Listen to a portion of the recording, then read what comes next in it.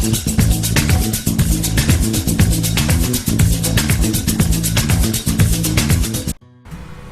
जय हिंद जय भारत। मैं मदन लाल आज़ाद, संयोजक संस्थापक all India bike book taxi union. आज दिनांक 26 जुलाई 2021 को आपके समक्ष प्रस्तुत हूँ आप सब तक कुछ खास सूचनाएं, खास समाचार पहुंचाने के लिए। खास तौर से आज जो मेरे समाचार आप तक पहुंचाने हैं वो बाइक बोट से संबंधित हैं। एक समाचार हेलो टैक्सी का भी है, एक राधा माधव कॉरपोरेशन लिमिटेड का भी है, एक ब्लू फॉक्स मोशन का भी समाचार है। और इसके अलावा जो भी ठग कंपनीज हैं उन तमाम ठग कंपनियों के विक्टिम्स की खुशहाली के लिए भी एक बात मुझे कहनी है आप सबसे। यदि आप उसे मान लेंगे, उस पर अमल कर लेंगे, थोड़े से भी लोग, तो आप सबका कल्याण हो जाना निश्चित है। आपकी धन वापसी का मार्ग खुल जाएगा। आप सबका पैसा, चाहे वो किसी भी कंपनी में किसी भी ठग स्कीम के द्वारा डूबा है, वो आपको निश्चित रूप से मिल जाएगा, बशर्ते आप तमाम लोग उस बात पर अमल करें और आलस्य को, तनाव को, उदासीनता को और जो भ्रम की स्थिति बनी हुई है उसको तोड़ करके आप अपना ध्यान केंद्रित करके अपनी लड़ाई पर ध्यान देंगे, कानूनी कार्रवाई करेंगे, हमारे दिशा निर्देशों का अनुपालन करेंगे तो आपका पैसा निश्चित रूप से आप सबको मिल जाएगा। तो दोस्तों, मैं समाचार सुनाने से पहले, चूंकि आज कारगिल विजय दिवस है, उसकी आप सबको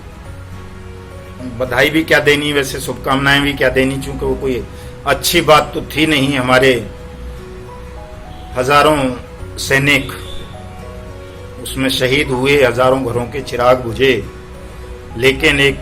देश के नाते गर्व का विषय तो वो है ही कि हमने आज के दिन कारगिल पर विजय प्राप्त की थी। कारगिल विजय तो नहीं कहना चाहिए, वैसे उसे पाकिस्तान विजय कहना चाहिए, क्योंकि कारगिल तो हमारा ही हिस्सा है। तो लेकिन दोस्तों, चूंकि आज कारगिल विजय दिवस है तो इस पर एक बात भी कहना जरूरी है कि जो लोग, जो सरकार या जो विपक्ष में बैठे हुए लोग हैं, जो कारगिल विजय दिवस पर गौरव का अनुभव करते हैं या लोगों को बधाइयां देते हैं, शुभकामनाएं देते हैं या इस विजय दिवस को एक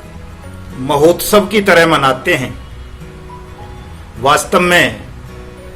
यदि कारगिल पर या पाकिस्तान पर या चीन पर कभी हमने विजय पाई है तो वो अपने उन बलिदानी सैनिकों के बल से पाई है, जो हमेशा बलिदान देते रहे हैं देश की सीमाओं की रक्षा के लिए। लेकिन बड़े दुख का और क्षोभ का विषय है कि पिछले 3-4 सालों से लगातार हमारे देश के सैनिकों को कुछ ठग भिन्न भिन्न कंपनीज बनाकर बारी बारी से ठग रहे हैं और वो अपनी ठग स्कीमों को प्रमोट करने के लिए कभी देश के प्रधानमंत्री का सहारा लेते हैं, उनका चित्र लगा करके प्रमोट करते हैं, तो कभी हमारे तीनों सेनाओं के chief CDS general Bipin Rawat के फोटो का इस्तेमाल करते हैं, कभी थल सेना अध्यक्ष के का, कभी वायु सेना अध्यक्ष के का, कभी राष्ट्रपति का, कभी रक्षा मंत्री का, कभी खाद्य मंत्री का, कभी सड़क परिवहन मंत्री का, तो कभी किसी चीफ मिनिस्टर का। इस तरह के बड़े बड़े पदों पर बैठे हुए लोगों का नाम लेकर, उनके चित्रों का इस्तेमाल करके, उन सरकारी स्कीम्स का इस्तेमाल करके हमारे देश के लाखों सैनिकों को पिछले 3-4 साल में ठग लिया गया है, उनकी मेहनत की कमाई को ठग लिया गया है। और इन स्कीम्स में सैनिकों ने अपनी मेहनत की कमाई का पैसा डूब जाने के कारण लगभग 1200 सैनिक पिछले 3 साल में आत्महत्या कर चुके हैं। वो आत्महत्याएं कहीं भी किसी भी सरकारी रिकॉर्ड में दर्ज नहीं है। चूंकि आत्महत्या करने पर सैनिक के परिवार को कोई लाभांश नहीं मिलते हैं, सैनिक को मिलने वाली तमाम चीजें जब्त कर ली जाती हैं, सुविधाजनक चीजें जो होती हैं, कोई कंपनसेशन नहीं दिया जाता, उनकी कमाई हुई मजदूरी जिसको कहते हैं कानूनी भाषा में, तो वेतन, तनख्वाह या PF, EPF, ग्रेच्युटी वगैरह वो भी सरकार जब्त कर लेती है। इस भय से हमारे आत्महत्या करने वाले सैनिकों के परिजन भी या हमारे सैनिक भी आत्महत्या करने वाले ये कह नहीं पाते, बता नहीं पाते, सुसाइड नोट नहीं छोड़ करके जाते कि वो इस वजह से आत्महत्या कर रहे हैं, चूंकि उनकी मेहनत की कमाई को कुछ ठगों ने प्रधानमंत्री का चित्र दिखाकर या रक्षा मंत्री का चित्र दिखाकर या सीडीएस का चित्र दिखा करके ठग लिया है। ऊपर से उनके जनरल कर्नल एडवाइजरी जारी कर देते हैं कि कोई भी सैनिक यदि किसी ठग स्कीम में, पोंजी स्कीम में फंस गया है, उसका पैसा तो वो कहीं शिकायत नहीं करेगा। अगर उसकी शिकायत मिल गई तो उसको नौकरी से डिसमिस कर दिया जाएगा, उसका कोर्ट मार्शल कर दिया जाएगा। इस तरह का भय भी हमारे सैनिकों में पैदा किया गया। इस भय के चलते, अपनी मेहनत की कमाई डूब जाने की वजह से, अपने आप को ठगे जाने की वजह से, अपना मान सम्मान, आत्मसम्मान खो देने की वजह से हमारे देश के 1200 सैनिकों ने आत्महत्या कर ली है पिछले 3-4 साल में ऑन ड्यूटी वालों। लेकिन उससे भी ज्यादा दुख की बात यह है कि न तो सरकार इन ठगों पर कोई लगाम लगाने का प्रयास कर रही है और न जो विपक्ष में बैठे हुए लोग हैं जो दिन रात सरकार की आलोचना करते हैं किसी न किसी विषय को लेकर के, वो लोग भी इस विषय पर मुंह सीले हुए बैठे हैं। कोई भी, चाहे वो राहुल गांधी हो, अखिलेश यादव हो, तेजस्वी हो, प्रियंका हो, या ठाकरे हो, या ममता बनर्जी हो, या भूपेश बघेल हो, या अशोक गहलोत हो, या कैप्टन अमरिंदर सिंह हो, या सिद्धू हो, या कोई सीपीआई सीपीएम के नेता हों, या और लोग हों, मायावती हों, एक ट्वीट तक इस विषय पर पिछले 3-4 साल में किसी ने नहीं किया। जबकि सबको पता है कि हमारे देश के 2 लाख से ज्यादा सैनिकों को पोंजी स्कीम्स के मार्फत ठगी का शिकार बनाया गया है, उनकी मेहनत की कमाई को हड़प लिया गया है। तो आज चूंकि कारगिल दिवस था, इसलिए ये बात कहना जरूरी थी दोस्तों। बड़ी शर्म की, दुख की बात है। करना चाहिए अपने निजी स्वार्थों का परित्याग करके, अपने राजनीतिक हितों का परित्याग करके भी यदि सही मायनों में सत्ता में बैठे हुए लोग देशभक्त हैं, सेना का सम्मान करते हैं, या विपक्ष में बैठे हुए लोग देशभक्त हैं और सेना के प्रति उनके मन में कोई सम्मान है, तो उन्हें इस ज्वलंत विषय को उठाना चाहिए, इस पर अपना बयान देना चाहिए। सरकार से इन तमाम मामलों की जांच, समयबद्ध जांच सीबीआई या एनआईए से कराने की मांग करनी चाहिए। चूंकि हमारे देश की 1-2 हजारों नहीं, सैकड़ों नहीं, लाखों सैनिक इन स्कीम्स का शिकार हुए हैं और वो बहुत बुरी स्थिति में हैं, दयनीय हालातों में हैं। उनका मानसिक स्थिति बहुत खराब हो चुकी है, कितने ही मृत्यु के कगार पर पहुंच चुके हैं। और सैनिक बलों की स्थिति सबको पता है, रोज अखबारों में आ रहा है कि किस तरह से हमारे देश के 81,000 जवान और अधीनस्थ ऑफिसर, अधीनस्थ वर्ग के वीआरएस ले चुके हैं, 17,000 से ज्यादा इस्तीफा दे चुके हैं। किन नारकीय और दयनीय परिस्थितियों में हमारे देश के सैनिक, अर्धसैनिक बलों के जवान, अधीनस्थ पुलिसकर्मी जीवन यापन कर रहे हैं, ये तकरीबन प्रत्येक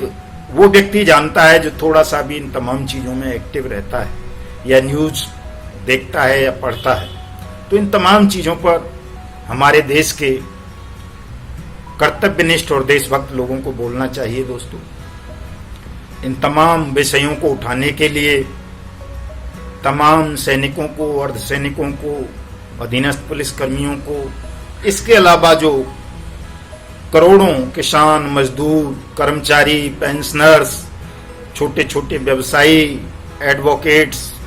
चार्टेड अकाउंटेंट्स, वैज्ञानिक और आईबी तक के ऑफिसर्स जो इन स्कैम्स में फंसे हैं, पोंजी स्कीम्स के में अपनी जीवन भर की कमाई को लुटा बैठे हैं, उन तमाम लोगों के कल्याण के लिए, वेलफेयर के लिए, उनके धन की टाइम बाउंड वापसी के लिए 9 अगस्त 2021 को सुबह 11 बजे all India bike board taxi union ठग मुक्त बेईमान रहित भारत निर्माण मिशन के तहत संसद का घेराव करने जा रही है। और उसमें हमारी 2 ही मांग होंगी। एक तो अनियमित जमा योजना पाबंदी कानून 2019 के रूल्स को नोटिफाइड करके स्पेशल कोर्ट और स्पीडी ट्रायल की व्यवस्था करके तमाम लोगों के धन की वापसी सुनिश्चित की जाए 180 वर्किंग डेज के अंदर अंदर। दूसरी मांग होगी, चूंकि ये ठग कंपनियों के जो मालिक हैं पर्दे के पीछे से, वो एक ही हैं, वो सेंट्रल गवर्नमेंट में बैठे हुए हैं, वो स्टेट गवर्नमेंट्स में बैठे हुए हैं, वो विदेशों में बैठे हुए हैं, चाहे वो राशिद नसीम हो, चाहे वो विजेंदर हुड्डा हो, चाहे वो नीरव मोदी हो, चाहे विजय माल्या हो, चाहे चौकसी हो, चाहे कोई और लोग हों, चाहे नितिन गडकरी हो, चाहे वो जो मर गया रामविलास पासवान हो, या ठावले हो, या और बहुत सारे हैं इस तरह के लोग जो सेंट्रल गवर्नमेंट में बैठे हैं, स्टेट गवर्नमेंट्स में तो बहुत सारे हैं जो पदों पर बैठे हैं। लेकिन सही बात यह है कि ये जितनी भी ठग कंपनी है, चाहे वो GIPL रही हो, चाहे वो राधा माधव कॉरपोरेशन लिमिटेड रहा हो, चाहे ब्लू फॉक्स मोशन रहा हो, चाहे साइंस सिटी हो, चाहे फ्यूचर मेकर हो, चाहे वो कैची पिक्सल हो, चाहे हमारा वाहन हो, चाहे हमारी सवारी हो, चाहे स्ट्रीट हॉक हो, चाहे प्रिया परिवार हो, चाहे श्योरगेन सॉल्यूशन हो, चाहे एवरग्रीन हो, चाहे हीरा गोल्ड हो, चाहे आदर्श कोऑपरेटिव सोसाइटी हो, चाहे PACL हो, चाहे सहारा हो, इन सब के जो मास्टरमाइंड लोग हैं, जो पर्दे के पीछे से इन तमाम ठग कंपनीज का संचालन करते हैं या कर रहे हैं, वो सब वही लोग हैं जो बड़े बड़े पदों पर बैठे हुए हैं या विदेशों में हैं। यहाँ जो ये जेब कतरे इन्होंने तैयार कर रखे हैं मोहरा बनाकर, संजय भाटी, BN तिवारी, मितेश अग्रवाल जैसे लोग, अमिताभ श्रीवास्तव जैसे लोग, या ये और दूसरे लोग, ये सब जेब कतरे हैं, मोहरे हैं उन्हीं लोगों के जो सत्ता में बैठे हैं या विपक्ष में हैं या पार्लियामेंट में बैठे हैं। खासतौर से तो ये कहा जा सकता है ये तमाम इन्हीं लोगों का षड्यंत्र है कि बारी बारी से अलग अलग कंपनी बनाते हैं, सेल कंपनीज बनाते हैं और लोगों का पैसा ठगते हैं, उसको मनी लॉन्ड्रिंग करते हैं, विदेशों में उससे धन संपत्ति खरीदते हैं और लोगों का जीवन तबाह कर देते हैं। इस तरह से दोस्तों लगभग 20 करोड़ लोगों को हमारे देश भर में ठगा गया है, उनकी जिंदगी को नरक बना दिया गया है। तो इस नरक से निकलने का, अपनी मेहनत की कमाई को वापस पाने का एक ही मार्ग है कि हम अनियमित जमा योजना पाबंदी कानून 2019 को लागू करवाएं और उसके लिए एक बड़ा आंदोलन करने की आवश्यकता है, जो क्रांति दिवस 9 अगस्त 2021 से हम पार्लियामेंट जंतर मंतर नई दिल्ली से शुरू करने जा रहे हैं। आप तमाम साथियों से मेरी अपील है, करबद्ध याचना है कि तमाम लोग इस कार्यक्रम में आएं, हमारे इस आंदोलन से जुड़ें, इस कानून को लागू करवाएं और देश के 20 करोड़ लोगों को जल्दी से जल्दी न्याय दिलवाएं। दोस्तों, खबर की बात जहां तक थी तो बाइक बोट टैक्सी स्कैम में कल RBI एक्ट भी लगा दिया गया है, उससे पहले कंपनी एक्ट लगा दिया गया था, गैंगस्टर एक्ट लगा दिया गया था, और परसों मुरादाबाद में एक फ्रेंचाइजी के यहाँ छापा मार के कुछ बाइकें बरामद की हैं EOW मेरठ में। दोस्तों, मैं तमाम फ्रेंचाइजी साथियों से पहले भी कह चुका हूं कि जिन के पास, चूंकि खुले में ही रखी हैं, कोई आप लोग चोर नहीं हो, आपने पैसा दिया था, फ्रेंचाइजी ली थी, लेकिन उसके बावजूद भी पुलिस और एजेंसी जैसे बताती हैं जैसे उन्होंने कोई बहुत बड़ी छुपी हुई वस्तु बरामद कर ली हो। आप सबों के घरों में या गोदामों में या दुकानों में ये बाइक्स खड़ी हैं, इनको जमा कर दें अपने अपने लोकल थाने में बता करके, मुकदमों का नंबर दे दें, दादरी वालों का, मेरठ वालों का, दिल्ली वालों का, जयपुर वालों का। नहीं तो ये एजेंसीज आपको मुजरिम बनाती रहेंगी, आप मुजरिम बन जाएंगे तो बड़ा दिक्कत होगी। इसलिए जिनके यहाँ भी ये बाइक्स खड़ी हैं या गाड़ियां खड़ी हैं जो इनाम में मिली हैं, उनको सबको पुलिस के पास जमा कर दें, चूंकि ये केस प्रॉपर्टी हैं और जब ये नीलाम होंगी तभी तमाम लोगों का पैसा मिलेगा। अभी तक बहुत सारी केस प्रॉपर्टीज इसमें अटैच हो चुकी हैं। बाइक बोट टैक्सी स्कैम में लगभग 650 करोड़ रुपए की संपत्ति तो जब SIT बनाई थी कृष्णा वैभव SSP नोएडा ने, गौतम बुद्ध नगर ने, तभी लोकल पुलिस ने ही उस SIT ने ही अटैच कर दी थी। उसके बावजूद 200 करोड़ लगभग ED ने अटैच किया, EOW ने भी किया है, EOW दिल्ली पुलिस ने किया है, तो 1001 करोड़ के लगभग properties bike boat taxi scam में अब तक अटैच हो चुकी हैं, जो दिल्ली हाई कोर्ट के आदेश पर नीलाम होंगी। दिल्ली हाई कोर्ट में recovery writ petition bike boat taxi scam को लेकर के चल रहा है, उस पर 2 अगस्त को सुनवाई होनी है। कोविड-19 की वजह से वो सुनवाई लगातार टलती आ रही है, तो उसको लेकर ज्यादा तनाव लेने की आवश्यकता नहीं है। वो जब भी होगी सुनवाई आपके पक्ष में होगी, आपके पक्ष में फैसला आएगा और आपका पैसा निश्चित रूप से मिलेगा। इसमें आपको कोई तनाव लेने की आवश्यकता नहीं है, आप सबको लड़ना चाहिए। CBI जांच की जो मांग है उसके लिए भी हम कर रहे हैं, कोर्ट में भी हैं और उसके लिए सोशल मीडिया पर भी हम दिन रात अभियान चला रहे हैं। दोस्तों, ये सोशल मीडिया आपके हाथ में बहुत बड़ा हथियार है। जब जब आप सोशल मीडिया पर एक्टिव होंगे और बहुत बड़ी तादाद में हो गए तो ये एक ही दिन का काम है। हमें संडे के संडे होते हैं जैसे, तो उससे प्रेशर बनता है और एजेंसी सक्रिय उठती हैं, काम करती हैं। हेलो टैक्सी स्कैम में जो सुंदर भाटी है एक ठग, उसकी बेल लगी हुई थी रोहिणी कोर्ट ने, वो पिछले दिनों खारिज कर दी थी, फिर अब सेशन में चला गया था वो, तो सेशन में 3 अगस्त को उस पर सुनवाई होनी है। उसको भी खारिज कराना है, उस पर भी हमारी नज़र है दोस्तों।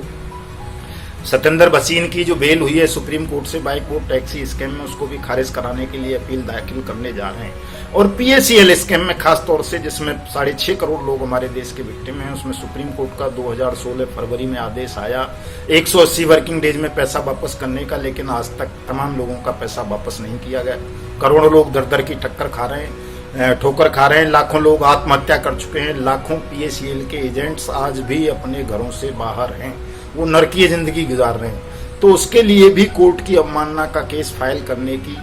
ड्राफ्टिंग चल रही है, वो जल्दी ही उसको कर देंगे। तमाम साथियों को हमारे इन केसेस से, इस यूनियन से जुड़ना चाहिए, क्योंकि जब हम सामूहिक होकर के आवाज उठाएंगे, सब मिलकर लड़ेंगे, तभी सरकार पर प्रेशर बनेगा, तभी सरकार आपके साथ न्याय करने को बाध्य होगी। तीसरी खबर राधा माधव कॉरपोरेशन लिमिटेड के संदर्भ में है दोस्तों। राधा माधव कॉरपोरेशन लिमिटेड का जो मुकदमा वेलकम थाना दिल्ली में दर्ज हुआ है चीटिंग का, उसमें इन्वेस्टिगेशन आरंभ हो गई है। पुलिस ने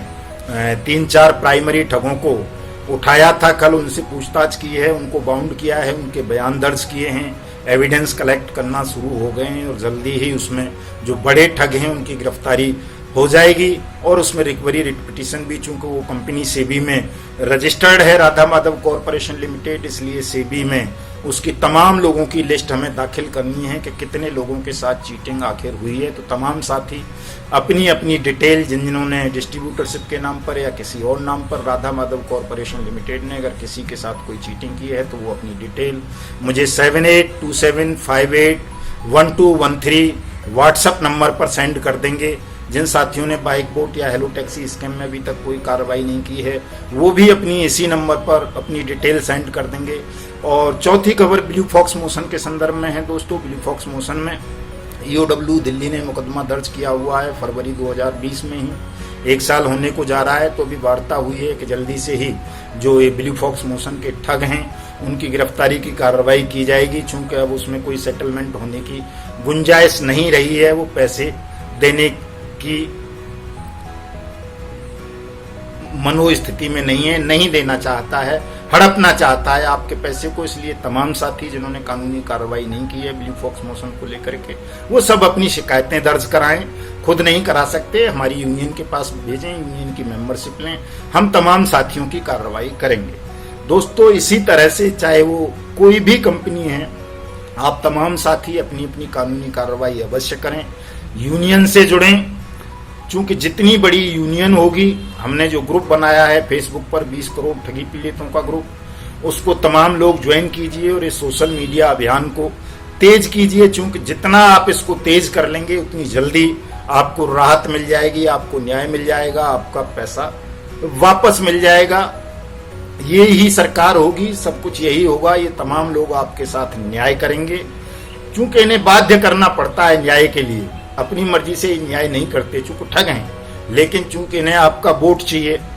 इनको फिर सत्ता में आना है, तो अगर इन्हें आपका वोट चाहिए, सत्ता वापसी करनी है, तो ये आपका पैसा वापस करेंगे। लेकिन कब? जब आप निर्भय होकर, एकजुट होकर अपनी आवाज उठाएंगे, इनकी खिलाफत करेंगे और इन्हें ये एहसास दिलाएंगे कि अगर आपका पैसा इन्होंने वापस नहीं किया तो आप इनको ठग मान लेंगे, बेईमान मान लेंगे, देशद्रोही मान लेंगे। यदि नरेंद्र मोदी सरकार को, योगी सरकार को, क्या बोलते हैं, अशोक गहलोत की सरकार को, कैप्टन अमरिंदर की सरकार को, या भूपेश बघेल की सरकार को, या शिवराज सरकार को, या ठाकरे साहब की सरकार को, या ममता सरकार को, या नीतीश सरकार को, या किसी और राज्य सरकार को, में बैठे हुए लोगों को, अपने आप को, या विपक्ष में बैठे हुए लोगों को अपने आप को देशभक्त सिद्ध करना है, ईमानदार सिद्ध करना है, तो उन्हें इन 20 करोड़ ठगी पीड़ितों की आवाज सुननी पड़ेगी, इन्हें न्याय देना पड़ेगा। अनियमित जमा योजना पाबंदी कानून 2019 लागू करके 180 दिन के अंदर अंदर तमाम लोगों का पैसा वापस करना पड़ेगा। यदि ऐसा नहीं करते हैं ये लोग,